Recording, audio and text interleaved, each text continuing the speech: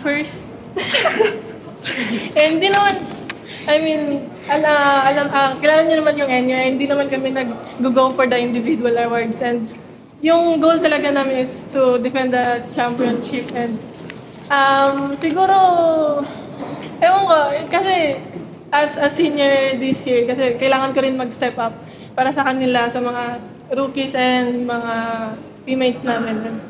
Siyempre, bago nga din yung coach namin. So, binigay ko lang talaga every game yung best ko. Naging consistent lang kasi dahil din sa support sa kanila. Kasi hindi ko rin yun makukuha kung wala rin sila. And yung mga coaches na nag-encourage sa akin lahat. Yun, nag-go lang ako with the flow na kung edi, yun, nakuha ko. Ewan. Hindi ko rin alam na kung paano ko nakuha ko sila. Naglaro lang talaga kung paano ako maglaro. Coach, follow up lang. Paano pag napadali yung buhay nila? Meron kayong mga super seniors such as Angel and that would lead the team to this kind of success. So, malaking bagay talaga. Especially me that I'm new on the job, new coach.